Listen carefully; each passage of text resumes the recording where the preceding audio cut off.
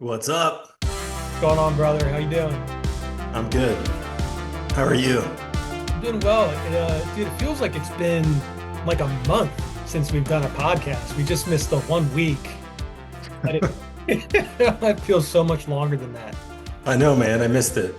It's been good. Yeah, I think it's been like 2 weeks. But one thing that's not different is the price, basically. We are still we're still in the 80s. We are still in the 80s. We've been in the 80s since the beginning of the month, essentially, Uh, or well, since the beginning of last month, March. And it kind of feels like we're going to be here forever. I'm looking at the charts right now, but we know that when Bitcoin moves, it does move violently. So what do we think? I mean, with tariffs, do we think we're going to get a steeper crash, or do we think we're going to consolidate here and then rip up? What's on your mind? I think today was probably the worst of all possible days, and Bitcoin is held up against many other assets, and it's only down 5%, where a lot of the other banking stocks are down a lot more, double that or more. So I feel good. I think stacking sats at 81 or 82K is pretty damn good. And I agree. It's not going to last forever. At some point, we're going to have some kind of big spike, but it's still really boring. I mean, just this is, I think, the challenge of being in Bitcoin. You got to focus on something other than the price. Yeah, that's What right. What do you think?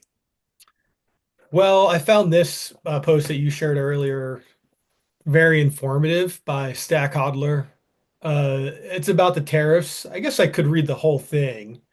Uh, yeah, why not? Okay, the Stack Hodler says these aren't reciprocal tariffs. That branding has already fooled many into thinking that other countries can simply lower their tariffs and things can stay as they are.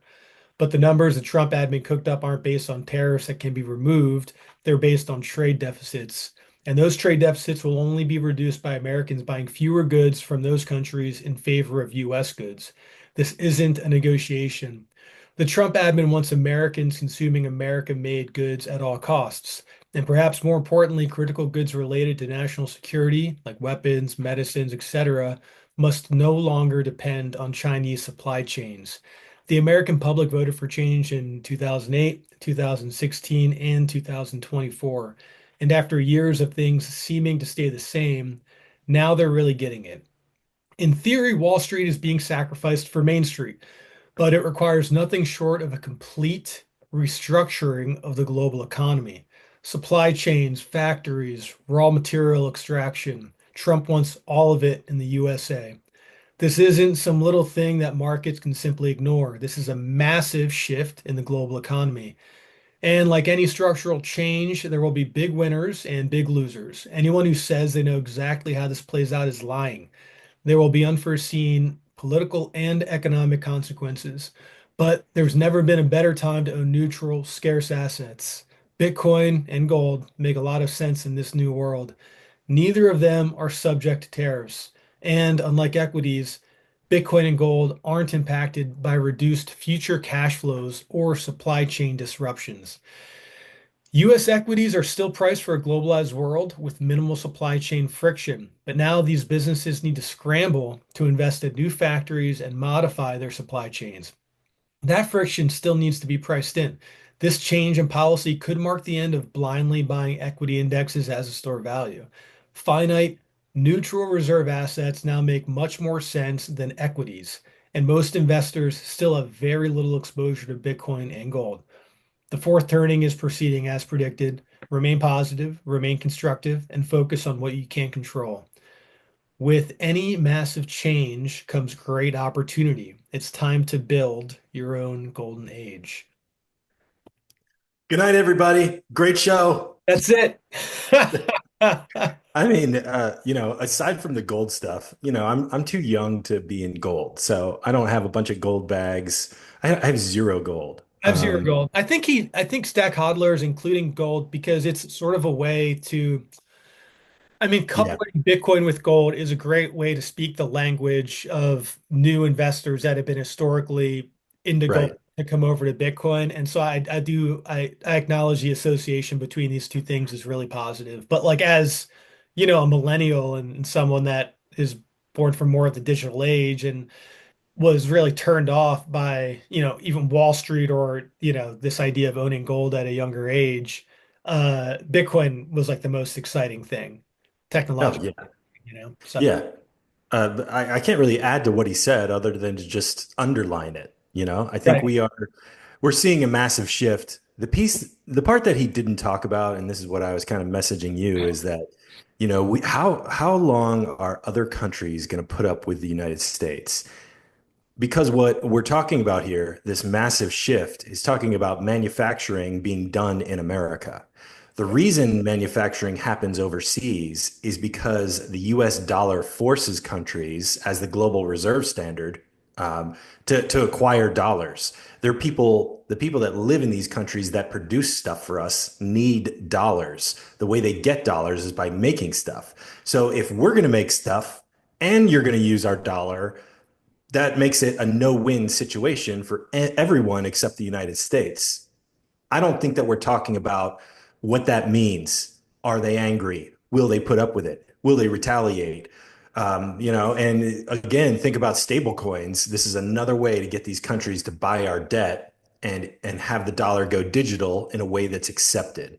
So I think that what we're doing is really kicking the shit out of everyone, and we don't even care. Maybe if you're like, 100% Uncle Sam, like great, but I think it does require us to take a second look and just say, if we reshore manufacturing, the people who are working to produce these things that we buy, they're not going to be happy when their customer goes away. What are your thoughts? I mean, it's so complicated, and as Stack Hodler points out, there are many unforeseen, impacts of this type of policy. And for the positive or for the negative, I'm not sure. Like, I'm in this stage where I'm like, I don't know. What I do like is that it is bold action, because the trap has always been America just kind of like any other empire slowly walking into their death and out of complacency, out of well, we are risk averse, so we know we're going to die, but you know, we can't really do anything about it anyway. But this is a bold action to try and uh, extend the American empire, extend the longevity of America. And it's going to be painful, I think, but it is like the return to conservatism of the Pat Buchanan type of conservatism. Um, Yeah, not this like Republican branded conservatism of, right. globalization and Yeah. neocon Forever wars and wars. So, yeah, I mean, exporting freedom. yeah, like I think that I mean I generally like it. I'm willing personally to go through a little bit of pain uh in the markets and to buy maybe some more expensive American made products than cheap overshit seas overseas. But it's something we all complain about too. We complain about everything that's built is not made to last, that it just breaks within a year. And it's like every 2 years you got to get a new microwave on Amazon. So like this is kind of a return to that, like well-made products that you can trust that are built at home, that probably more expensive, but hopefully are going to last a lot longer and instill this type of, nationalistic pride in America. Yeah, I like pride in America. I see us trampling the entire earth. That's Yeah, what I see. Use our money, and we're not going to buy your stuff anymore. While we sit on the highest per capita income per person in the world. Like the US has the wealthiest people. Not everyone's wealthy. I'm not saying that, but the standard of living that we enjoy, something that you'd even call lower class, is still far better than many countries on earth. for sure. So I agree. I look forward to getting better stuff, and I'm not going to cry if China can't sell their stuff here, whether it's good or bad. I think that yes, America is the place where I live and where I want to see thrive. But I want to call out what the costs are, and the cost is we're gonna really trample a bunch of other countries whose livelihood was, dependent on us buying their stuff. Yeah. I agree. The trade deficits or the tariffs that they put on our stuff, it's impossible to get cars into Europe. I get that. We can't get our beef into certain European countries, whatever. I understand all that. And I think it's good if we can do those things. I also think that it's going to take longer than Trump's 2-year term before the midterms to ramp up manufacturing in the US. Yeah. I think that perhaps there's a couple things at play, which is the smart guys, the Trump, the administration, they know the dollar's going away, right? So the Triffin dilemma, where we have to buy goods from other countries, like that's going to go away. The dollar goes away. Bitcoin becomes the reserve currency of the world. In a situation where we have fair trade, I think everybody wins because now we're trading in Bitcoin. So I could see the argument from, hey, today we're talking about tariffs, but it's really because the dollar is going to go away. And I mean, the second piece is, what are we going to do? Are we all going to become blue collar manufacturing guys? Like I've got a college degree. I'm in the laptop class. I've been working as professional services for, 15 years. I have to go work in a warehouse now or work in wherever, somewhere, an assembly line. Yeah. And I'm not saying that's a bad thing. I mean, it's just we have to talk about the adjustment. Like who's going to go work at these places? We're exporting the illegals, which is great. Are we training up new young kids?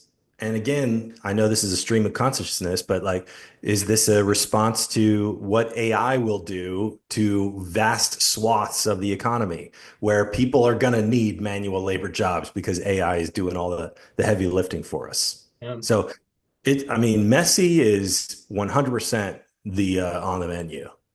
It's going to be ugly. Yeah, just a really weird dynamic in like a democracy, in America where it's like you've got 4 years, but really 2 years because you have midterms coming up and everything.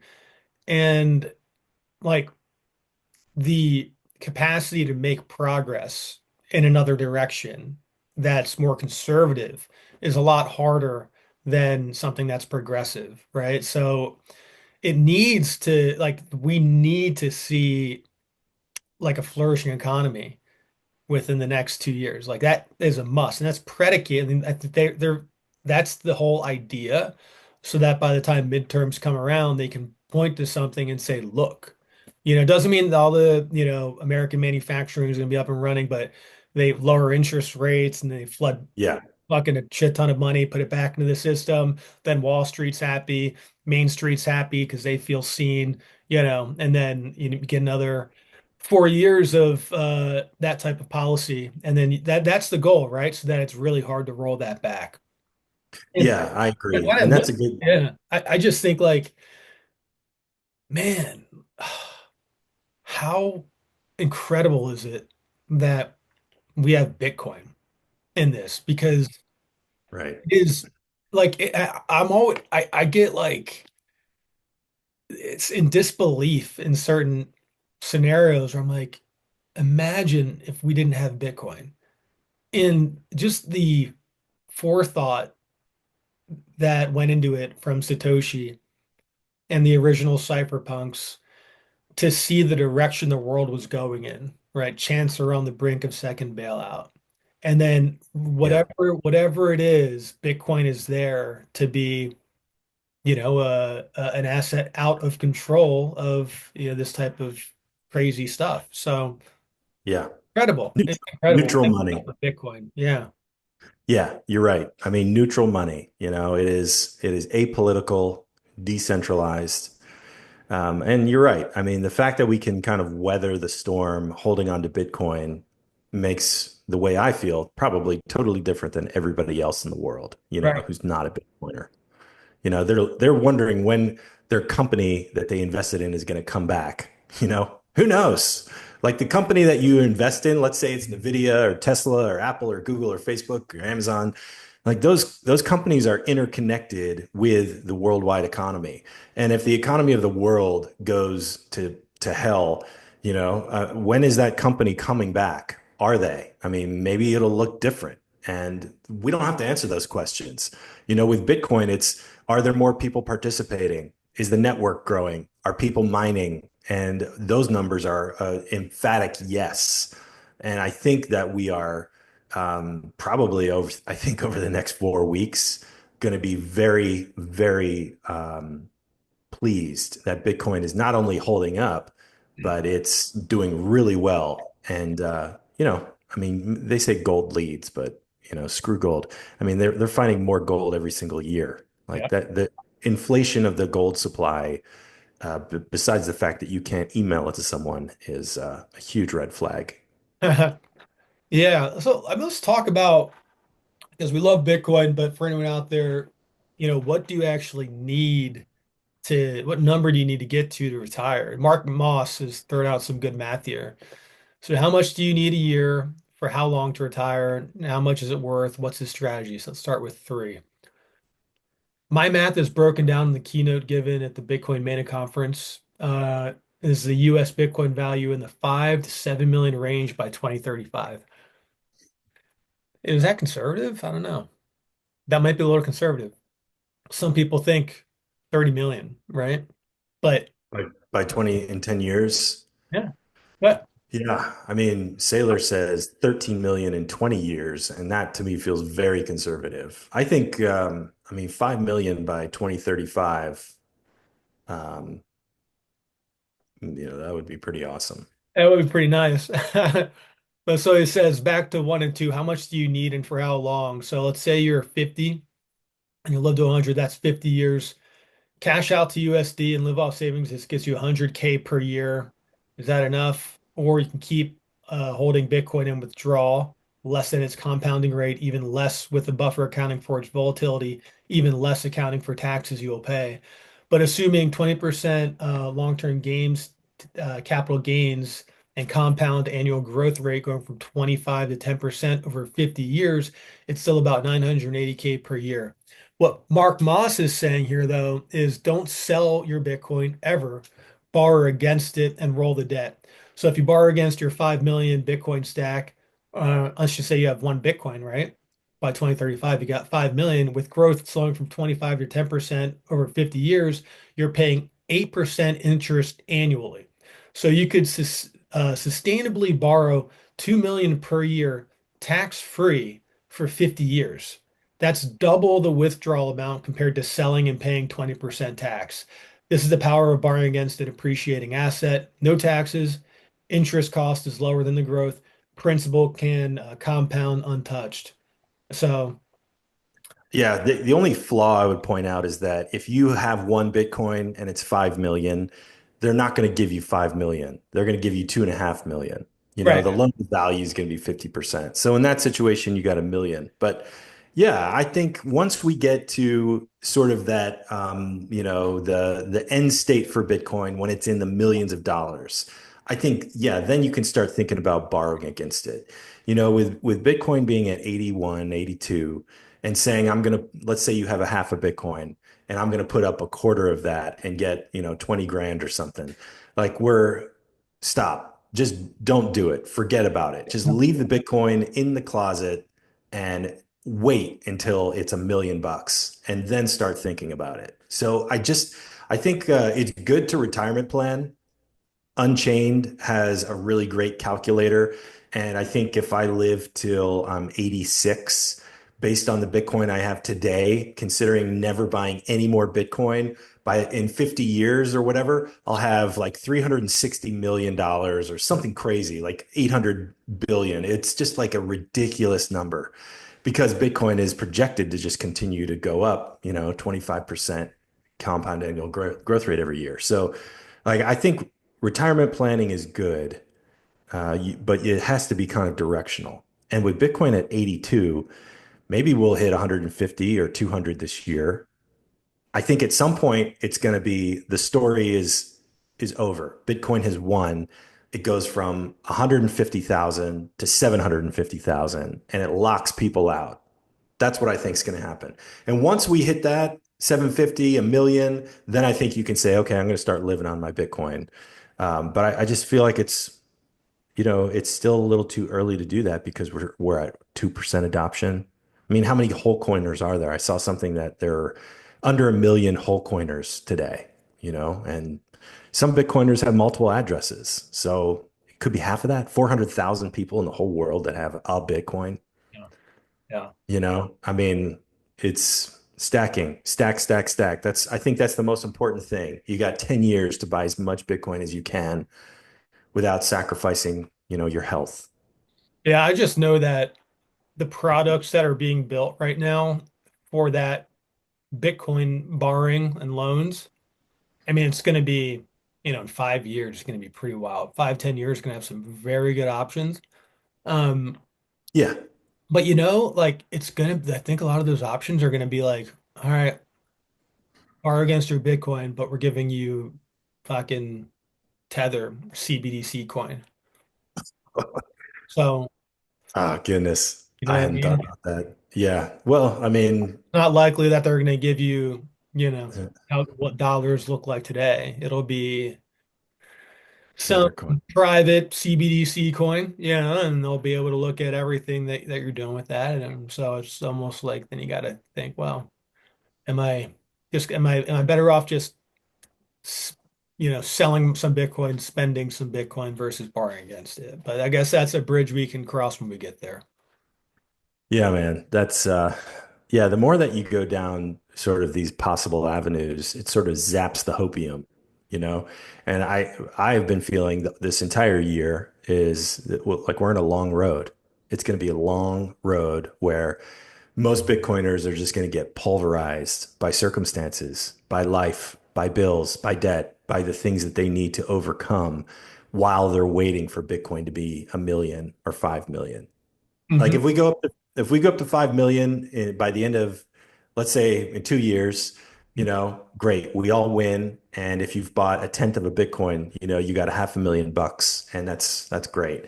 Um, and that'll just continue to go up over time. But I just feel like it's going to be a longer road, and it's going to have more pain than any of us can anticipate. Yeah, I agree. I agree. I Yeah, they're gonna make it really appealing for some of these things too. Not to go back to that, but like, gosh, like, wouldn't it be so nice to just borrow like a 2% against your Bitcoin? Yeah, I got to pay 2% interest for my loan, but I've got to use Tether. Wow. Okay. 2%? Damn, that's pretty good. And I don't have to sell any Bitcoin. That could just, if you're going to put your conspiracy hat on, this is how they would trap people into the CBDC. And then they know the Yep. Bitcoin that you're okay, you're a Bitcoin holder, you have it committed. Okay, so we see what you're committing for this, but we can probably assume that you've got more Bitcoin elsewhere. And now we're gonna give you a CBDC coin, and now you can move that around and we can see what you're doing. And hey, everyone's happy, right? Don't you like that? We're cool. We're not gonna, I don't know. I just That's sinister. I Yeah, think, sometimes how winning looks when you play that out could look like not winning, could look like losing, for the ultimate vision of Bitcoin. But it's not a Bitcoin problem. It's the same problem as any other. I mean, it's the most decentralized cryptocurrency. It's the only viable cryptocurrency. If it were some other shit coin, the same thing would happen with that shit coin. And so these shit corners just use this type of thing. Oh, look at it. It's like the government's buying it. I thought you're supposed to separate, Bitcoin and the state. It's like, well, yeah, this is because they don't print more Bitcoin, you fucking idiot. You know? But like you're only complaining about this because it's not your coin. It'd be the same. You would be like celebrating this if it were like Ripple Coin, which is the ultimate CBDC company. But anyway, I think yeah, it's probably go through a lot of pain, a lot of ups and downs, but that's life, baby. Nothing worth having is of any value if you got it easily. yeah, man, I agree. And I like that you're embracing the pain, because it's tough. I don't want to embrace the pain, but it's inevitable and I can't escape it. And I've never been able to. So you might as well just say, to hell Give with it it. to me. Let's go. Give it to me. Give I, me the pain. Let's go. yeah, yeah, exactly. Because I'll endure. Even if I don't want to endure, I will. But I think that, what you posed is really interesting. What if instead of saying you get a 2% interest rate and we'll give you Tether, what if you get a 0% interest rate? And not only that, you give us some Bitcoin, we'll give you some Tether as a yield. Yeah. So now your universal basic income is coming from you taking your Bitcoin, storing it with a custodian, and they're going to give you yield, Tether yield. They'll use that yield. Part of it goes to you, part of it goes to them buying more US debt, more US treasuries. The government gets to spend money. You've put your precious pearl, your ring, Lord of the Rings ring in their pocket. They're holding on to it. And now you're living off of the Tether coin. And yes, they see your transactions. They can tell you what you can buy and what you can't, but you're not working. You're getting it for free. So you feel like you're winning as the cage is kind of getting a little tighter around you. Yeah. That to me is another possible scenario where you're going to get paid just to store your Bitcoin with someone else. That's terrifying, huh? I think so. I mean, I I would love to have Bitcoin be the thing that everybody wants and uses, and it's peer to peer. People are retarded, and they Yeah. don't, they don't care.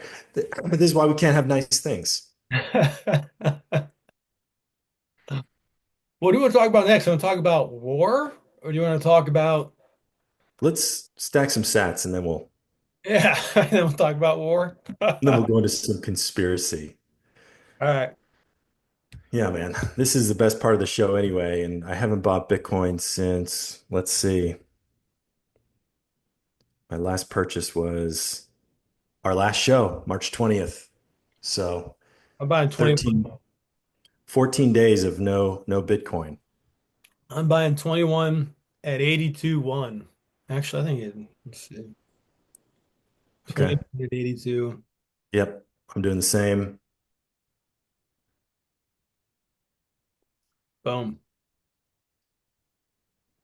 This adds up. Yeah, This it adds sure up. does. Cool. Yeah, as soon as this clears, there we go. Make it rain.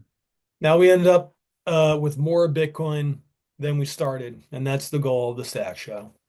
Yeah, man. I'm gonna send this to my Blue wallet and then figure out what to do with it. But Yeah, the video. yeah,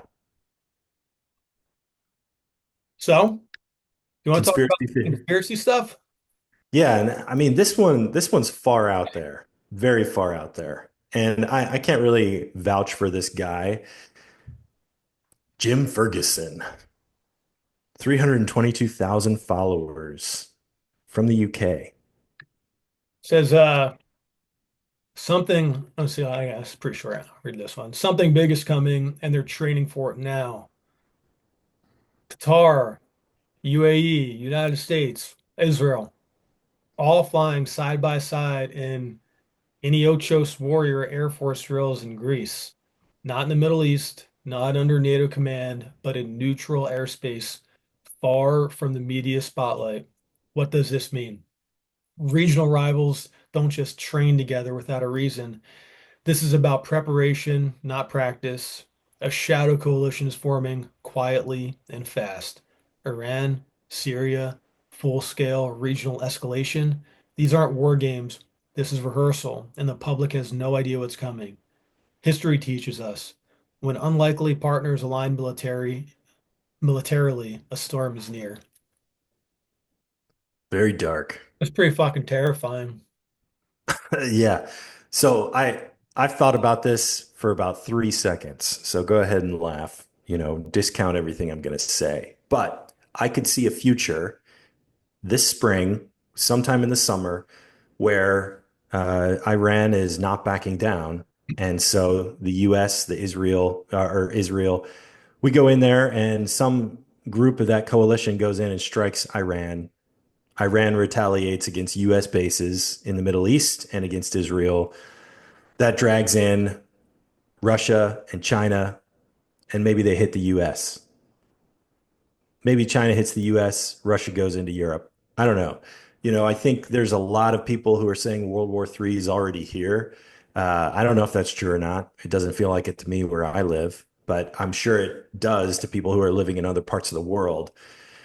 But yeah, I could see again, like going back to what I said earlier, I think that, the US is really, we are trampling the earth. And if you're an American citizen, it's in your interest to do that. But poking our finger in the eye of our enemies might come with a consequence. I don't know. I don't know what it looks like. So I think the hope is that we know what we're doing. We solve these problems diplomatically, but we are seeing these nations rise against nations. The tariff, the economic, the trade war is just one piece, and I think the threat of nuclear war is another one. So um, I don't know what the next 3 or 4 months looks like, but it feels like it's boiling up. And I don't think that some parts of the world are going to let Iran go nuclear. I'm not fucking dying for Israel. Same, same, dude. Yeah, I mean, it's a tough subject.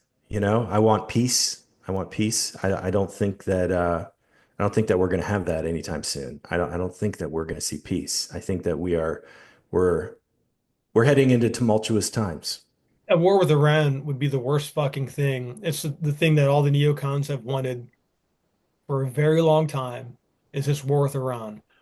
And on behalf of Israel, like who stands to gain from this? Israel, you know? And Yeah, in our military companies, the U.S. military would be busy. yeah, we want a busy military, right? I just hate it. I hate it. Me Let's too, stay out man. of this, okay? Like we elected Trump because we want to stay out of this bullshit, okay? And let them fight their own war. I do not care, okay? Like why do we have any part in this? I just no, I'm done. I don't want it at all. Yeah, I think America elected Trump because he didn't start any new wars while he was president in his first term. Yeah, if You he know, were to do this, I mean, it would, I mean, the legacy he has to gain, the things that he can potentially do. If he were to do this, if he were to enter us into a World War III scenario, then uh, everything, his legacy is tarnished, in my mind. Of yeah, I think that would be true. Unfortunately, I think a lot of Republicans in Congress would probably like it. course. They would see it as a way to boost employment in their state. And if we're at war, it'll help them, in the next election, and it'll help them in the midterms, and they can hold on to more power. I don't think we have anything to gain from a war with Iran. I don't think America wants war, but I also don't think that the American people always have a say. We don't have a choice. We've I never mean, had a say. Never had a say, yeah, And it's yeah, all justify taxes was because of war, and we just kept those taxes going. yeah. And you have, look at World War I and II, and you have the bankers funding both sides of the war, Yeah. and so again, war comes, where's my node? Where's my miner? Where's my hardware wallet? That's all I care about. I need an internet connection, and that's about it. I mean, I'm just gonna, I'm fighting if someone's on my fucking doorstep, that's it. And I'm fighting then. Or, if you got a leader that is going to go fight on the front line and be in battle and lead from the fucking front, then we can have a different conversation. But if it's just these bankers and these billionaires, right? Like these political multimillionaires, whatever, just making war decisions because it enriches them. I'm not fucking dying for you. I'm not fucking dying for Israel. All right. That's I just won't do it. It's a non-negotiable for me. Call me crazy. I think that's the majority view. That is the majority view, Yeah. So we'll see how things